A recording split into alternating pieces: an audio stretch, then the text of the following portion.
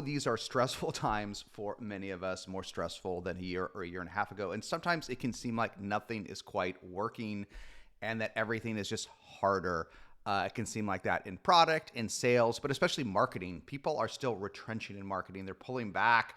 Everyone needs to be more capital efficient these days. And that makes sense, but you've got to grow. You do have to grow. And even if things seem hard, I wanted to go over 10 things that always work in marketing. They just always work. Good times, late times, early times, they always work.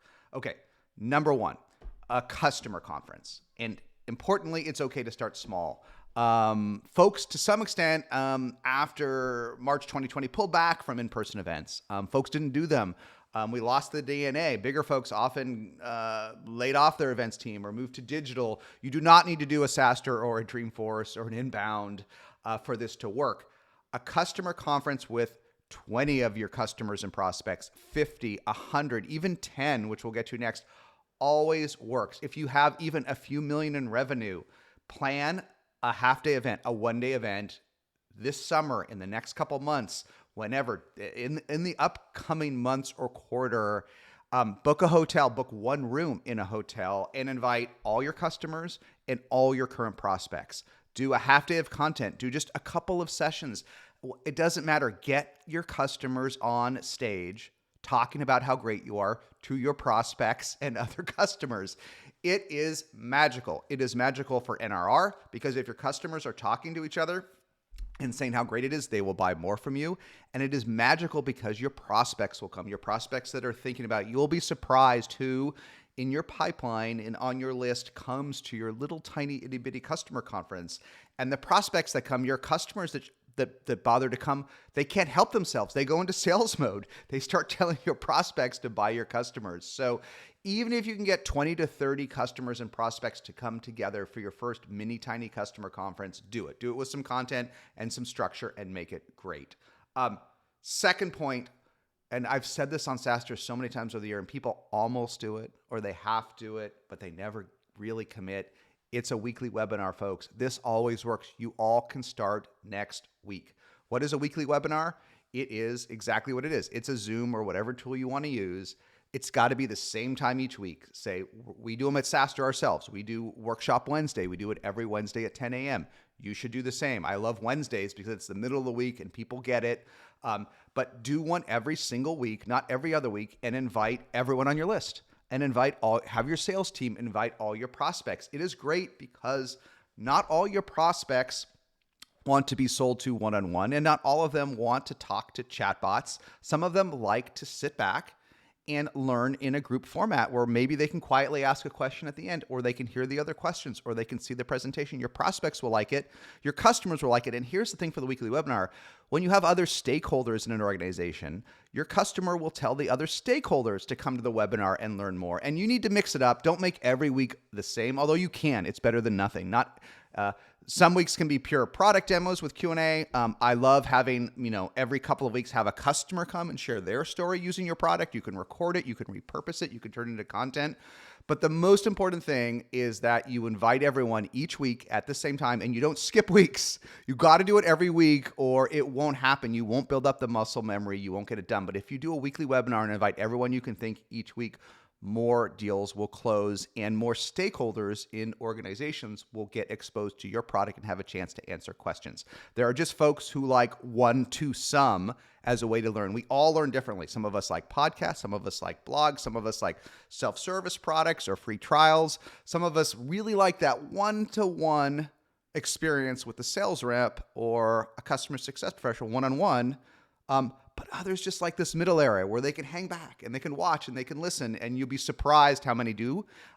Totally worth it. Never not seen someone that does a weekly webinar for real that adds value, that doesn't see ROI. Costs nothing. You can start literally next week, maybe even this week. Okay, point 3. Just because everyone's into content production this day, if you don't know what to do, write some amazing blog content. It's funny. You can go back to the last SaaStr Annual when the co-founders of HubSpot came, Dharmesh Shah and Brian Halligan, and they had a contest in the early days who could write the best blog post. I think it was each day. I don't think it was each week. I think it was each day. They each wrote a post each week in it. And to this day, SEO is one of their top 5 sources of new customers for HubSpot. You don't have to do it at that extreme, but I have never seen super high quality content in your niche, in your industry, super high quality content not ultimately generate leads, prospects, and customers over time. This does not mean going into ChatGPT and writing 100 posts a day of very low quality. It doesn't mean farming this out to some agency you barely know. The pros maybe can do that. For most of us, it'll get you absolutely nowhere. It may at the margin be negative to your brand. I'm talking about ideally once a week, write something epic, write something truly epic. If you do niche payments in some industry, if you do niche payments for restaurants or for hospitals or for nonprofits, write the world's best piece of content on how payments really work at nonprofits or how accounting products really work in your industry. Write a couple of great pieces per month, ideally one per week, again, so you have this cadence.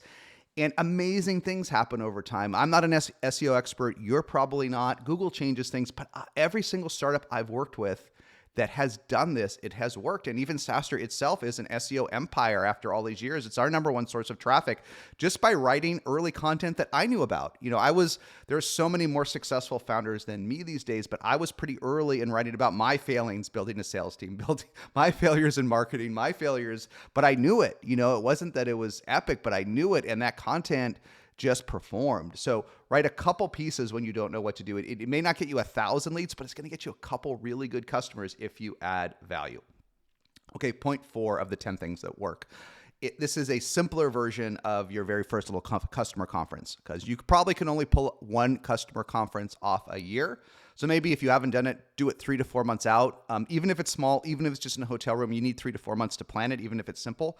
But steak dinners, that's the mini conference, okay? Go to every city you can where you have even a tiny concentration of customers and invite your customers and prospects to dinner. Get 8 or 10 of them in the room. They will talk about how great you are, and the customers will sell the prospects, just like at your customer conference, just on a smaller scale. Even our little team, we did one at reInvent. We just did one at Shop Talk in Vegas. Wherever you are, your customers are, whenever you can get just a little concentration, get out there and have a steak dinner. And some of you will get this. Some of you are already doing this. For some of you that are a little more product focused, a little more sit in front of the iMac focused, it may seem strange to do a steak dinner. And I remember the first time I saw this, I was good at events, but I didn't know steak dinners. But I remember back in the day, I was at the Ferry Building in San Francisco, and Aaron Levy from Box was there doing a steak dinner there's an upstairs at the Ferry Building. It's kind of like an area you can have a nice mini event. And I couldn't believe it because I love Aaron to death. I looked up to him, but he was back then Box was just going enterprise. It was just getting there. And he was transitioning from one of the guys that worked in the dark room with the engineers to being that enterprise CEO. And I said, whoa, you're doing a steak dinner? He's like, yeah, this really works. I'm learning it really performs. And that was my aha moment years ago of the power of steak dinners. And even for our own team at SaaStr, we're doing them today. They always work. We literally did one last week. So try to do one. If you're going to do the steak dinners, okay, force yourself to do one per month, okay? And map out your cities. Do you have enough customers in New York? Do you have enough customers in the Bay Area? Do you have enough customers in Southern California? How about London, even if you don't really want to go to Europe, wherever? I bet you have at least 10 cities where you have a customer concentration. Go there and maybe do the good ones twice a year, and magic will happen. Customers, prospects, get them to eat together. Who knows? I don't personally love going out to dinner every night. I don't need to go to another fancy restaurant. I would prefer to just have a nice, simple meal, but people just love these steak dinners. Okay, 5 related to it. Go visit your customers when you don't know what to do. This is such a classic SaaStr post, and it may not seem like marketing, but it is. It's customer marketing. Go visit them. Go visit all your best customers. And I tell this to founders that aren't sure how to grow or what to do. And sometimes they're like, I don't know what to say. I don't know. I would love to go visit my big customers. I'd love to go visit whoever it is, Google or PayPal or Aetna, but I don't know what to say. It's easy if you haven't done this before. Go do a roadmap presentation, especially as a CEO. Your customers, if it's a sales call, they may not want to meet in person, But if you tell them you want to show them the roadmap for the product for the next year, you will almost always get a meeting, and you'll be shocked. Every time I started to do this, I would walk in at big customers like Dell and others, and there'd be 20 people in the room. Because they were bought in. Your product is important to your customers usually, and they want to see the roadmap. And if it's actually the CEO or a founder, even more amazing, because they can ask all their questions, and you may get a lot of tough questions in the room. And I remember back in the day when everything was getting mobile and our mobile apps were a little rudimentary, we got some rough questions always, but that's okay. It's great feedback for you to get. So expect some tough questions if you do these, but everyone loves to see the product roadmap. Your customers at least are generally really bought in. They've invested a lot of their career, probably more than you realize, in your product. Your product may be much more important to your customers than your customer is to you. It's quite likely, you'll find. And so this always works. You do not need an excuse. You do not need to do a sales call. Just say, we want to show you our roadmap for where the product's going in the next 12 months. They will get you a meeting. Try to do one of these at least per month if you can, more if possible, and then do as many as humanly possible on Zoom. It just always works. Just take your top 20, 30, 40, 50 customers and force yourself to go do these roadmap presentations, as many as you can. Okay, sixth in marketing. It's going to sound really simple, but outbound. I want to talk about outbound for just a minute because, again, there's this classic SaaStr post that I keep rewriting each year or two, which is outbound always works if you do it right. And I think a lot of founders have figured this out. Actually, I did this survey on LinkedIn not too long ago. What % of your revenue comes from outbound? And we had 1,600 votes, more than that. Actually, 53% of folks said 30% or more of their revenue came from outbound, 53% most. So if you're not getting 30% or more of your revenue from outbound, ask yourself, is it because we're not good at it? Is it because we don't know how to do it? That's probably the answer. And as founders, you may not be a lot of founders are not comfortable with outbound. They may think it's a little unseemly, a little odd, a little weird.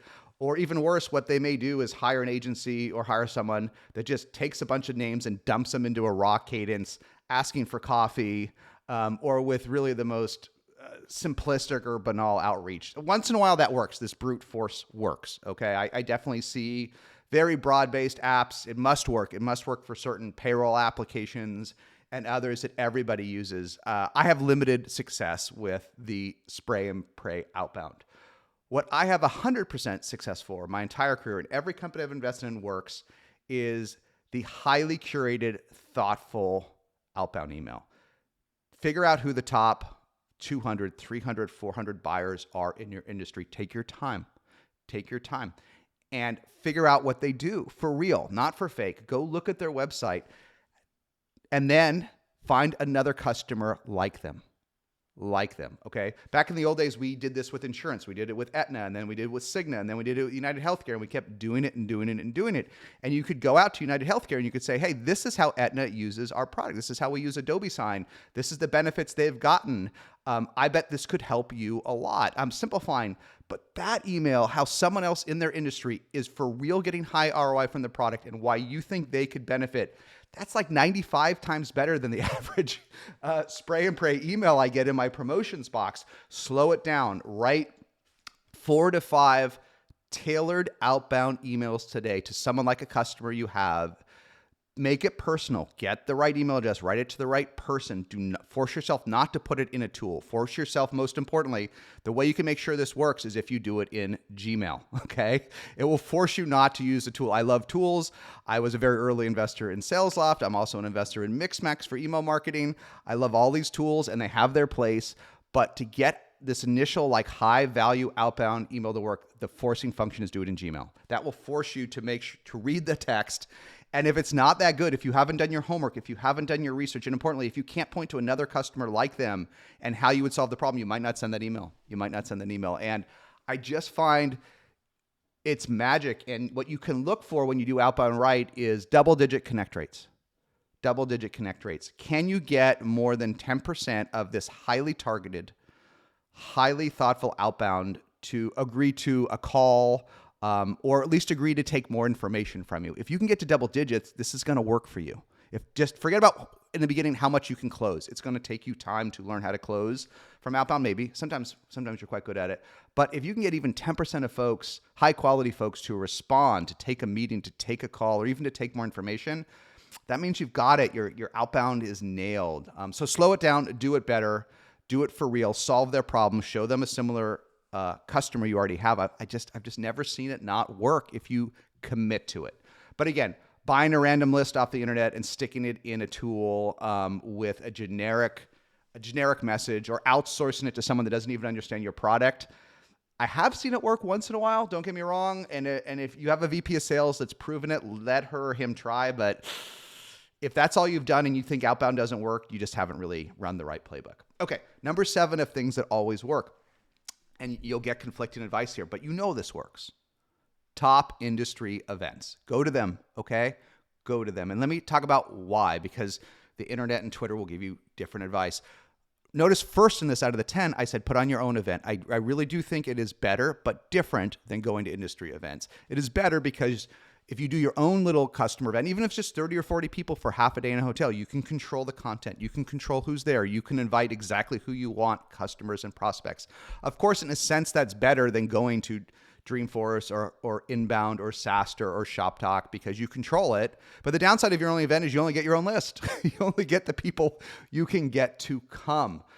What founders sort of know but sort of forget, but the best field marketers know, this is what field marketers are really good at, is they know the top industry events attract the top buyers. It's just a fact. You may or may not like events. You may think that they're a huge waste of time, a lot of travel time, that you'd rather be working on your product or on Zoom or selling on the internet and not schlepping all the way to the Bay Area or London or wherever, or Vegas. I get it. I do not enjoy Vegas at all. But here's the thing, and this is why field marketing overall is the single biggest area of marketing spend in SaaS. The number one area is field marketing, especially for bigger accounts. It's because buyers go to the top events to learn, to do discovery. Just like some buyers will come to your webinar if you actually do it. Just like some buyers will do a Google search and find your great content if you do it. A lot of buyers go to events. Now they don't, here's the thing, and you know this intuitively even if you don't know it empirically. The best buyers don't go to the 5th or 8th tier event. Okay, they just don't. They're busy too. They will go to a couple of events per year. They will go to those iconic events that everyone knows in the industry. And while I'm recording this, a lot of folks just came back in the e-commerce space from ShopTalk in Las Vegas, and it's a great event if you're in e-commerce, and but it's actually pretty stripped down. It mostly just has meetings and a little bit of content. But why is it so powerful? It's because people know the buyers are there. And even for our own, I learned a lot about field I didn't know. We have 12,000 people coming to SaaStr Annual. There's a lot of buyers. There's just a lot of buyers. And yes, events are expensive in hard costs and soft costs. And yes, don't go overboard here if you don't know what you're doing. Buying a booth and staring at your shoes for 3 days isn't going to work. Okay, there is a playbook here. You have to engage with people. You have to follow up. If you want to do events right and deploy money at them, you need a marketer that knows how to do field marketing. But here's the thing. The buyers are there. So figure out how to make the top industry events work. If you don't know how to do a booth, if you don't know how to do a private dinner, if you don't know how to hack it, at least figure out a way to participate and show up and meet a couple of prospects. But the more you engage well, this is why, as crazy as it seems, as crazy as all these events at these events seem, the better you are at it, the higher the ROI, because the buyers are there. And it's just special. They go. And the buyers, as strange, if you don't understand an expo at an event, you're like, oh, who wants to go to the expo? You know who wants to go to the expo? A buyer who's looking for either discovery to find new vendors, or importantly, and this is really important, a buyer that wants to talk to a vendor they've heard of but have not yet purchased from. That's magical at the top events. Oh, I'm thinking about buying this product. I wanted to talk to you guys. I've already heard of you, but it's another touch. Or third, your customers. Your customers go to the top events. They go to Inbound and SaaStr and ShopTalk and all of this. And it's another chance to meet them, get your CSAT up, get your NRR up, your NPS up, build those relationships. You really cannot lose doing top industry events. Just find the way initially to do them in a way that works for you. Okay, 0.8 out of 10 of things that always work. But just like field events, you probably need someone good to help you, okay? Again, you don't want to buy an expensive booth and stare at your shoes. 0.8 is partner marketing. You can't just sit there and wait for partner marketing to magically happen. If you go to the SaaStr website and and search for partner marketing. You'll find we have a bunch of great sessions, but one of the ones I love is from a company I was one of the first investors in called Gorgeous, which has 12,000 small businesses in e-commerce, and half of them are from partners and half of them are from direct. And watch that session about how you get half of them from partners, and you'll learn a lot from that session. HubSpot gets about probably 40%, I think. I'm making that up, but I think it's pretty close. From their customers, from partners. Shopify is something like that too, like approaching 50. Atlassian, its material. The key is you got to invest. You need a whole team to do it at scale. But the thing is, whatever it is, start small, make it work. Find one or two partners that work for you and double down. The thing about partners, here's the thing. We need, with founders, it can be hard sometimes to be patient in many areas. It just takes a while to get going. You build these relationships, and if you're really lucky, you get one lead, and then 3 months later, you get a second one, and then a year later, you get the third. So this flywheel takes a long time. But here's the number one mistake I see with partner marketing. Typically, something happens. Someone wants to do a little something with you. Zendesk wants to do a little something with you. Salesforce does, HubSpot, Shopify, whomever. And the CEO handles it, her himself. They get it going. Of course they do. It's important. But you run out of time as the CEO. You do not have 40 or 50 hours a week to do nothing but work on partners, channel, and strategy. So my one advice here is, as soon as you have even something happening in your partner channel, something, a smidge, hire someone full-time with experience in either partner management or partner marketing, because if it's working even a smidge, it will work more, but not if you're doing it a couple hours here and there yourself. I see it always stall out, this sort of partner marketing. Okay, point 9. This one's going to sound almost silly. Point 9 to you guys, but it always works. I know it's going to sound silly. Website redesigns. So what do I mean by this? Okay, so let me talk about bad website design from a marketing strategy and good. Bad website design is you hire a new marketer, they're very expensive, and all they do their first 4 months is redesign your website. I mean, you're going to pull out your hair. I can't tell you how many marketers that fail. They don't get you leads, they don't get you customers, they don't talk to the sales team, they don't do the webinar or the customer event or anything. They just redesign the website because they don't like it and it's not any better. Okay, that's bad. Okay, mediocre marketers burn too many cycles on mediocre web design. But here's the thing. Here's what you got to step back. Here's where it works. What's better, your marketing site or your product? This is what you got to ask yourself every month, every quarter. Take a look. And usually when we start things as a founder, in the very beginning, our product doesn't do much. So our marketing site, usually such as we have one, is better. It's very exciting. And so, hey, we do all these things. We're going to change the world, and then you use the product and it does very little. So often in those first couple months, the marketing site, so to speak, is better than the product. But I find as time goes on, they diverge, and the product actually gets better than the marketing site. The marketing site isn't updated properly. It doesn't have case studies. It doesn't sell the future. It doesn't say where it's going. It's clunky, and you lose prospects and customers when you don't put your very, very best foot forward on your website. So I don't care whether what product you use, what CMS you use, how you do it, and this is different than lead capture and all the other great things you can do with the marketing site. I say just slow it down and ask yourself, what's better, my marketing site or my product? If your marketing site is worse than your product, it's so much easier to fix. You don't need an engineer. You don't need to ship any features. Spend a month making your website better than your product. Always pays off because those precious leads otherwise just bounce off your website, and that's just a shame. Okay, idea number 10 for things that always work, but you got to do them well. You got to do all these well. Podcasts and videos. So let me slow down for a minute. The last thing the world needs is another podcast or another YouTube channel. The world really does not need you pontificating about banking or about crypto or ChatGPT. I do not believe the world needs yet another random podcast or video, nor do I think it needs the 10,000th interview of the exact same guest as on every other podcast or YouTube. But here's the magic, and it goes back to the general blog content and SEO we talked about before. Forget about trying to get 10,000 people listening to your podcast because you want to emulate someone else on the internet. Imagine 10 great prospects listen to your podcast and video, which is just about your industry. Again, it's just about that niche. It's just about this type of product and this type of industry. It's just about environmental science and SaaS or some sort of finance product and SaaS. It starts off very, very niche. If even just 100 people listen to it and 10 reach out to you because of it, and one buys for $20,000 a year and stays 10 years, that's $200,000 from that podcast and video. And it's wonderful. And you can reuse this content and you can put it on your website and you can put it in email marketing, and especially try to do it in a way that's not too timely. Again, if you could do one of these a week, one podcast / YouTube video, you can combine them together, that truly adds value. It's okay if 100 people in your industry listen. It's okay if the only people actually even that listen are folks that already come to your website, already use your product. They will forward it to other people. They will share it again, just like these other products we talked about on this list of 10. They will share it with other people in their organization and outside of it.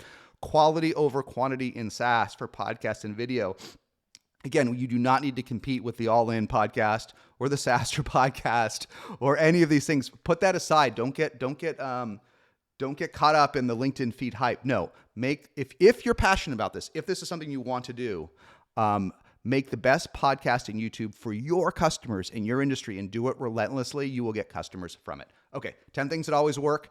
I think most of these 10 don't even take any money, although they take time. And the key is you got to commit. You got to do them. You got to do the weekly webinar every week. You got to go to the industry events that matter. You got to do the podcast or the video every week. You got to do partner marketing full-time for real. But if you commit to these 10, you can grow faster and you can start some of these next week.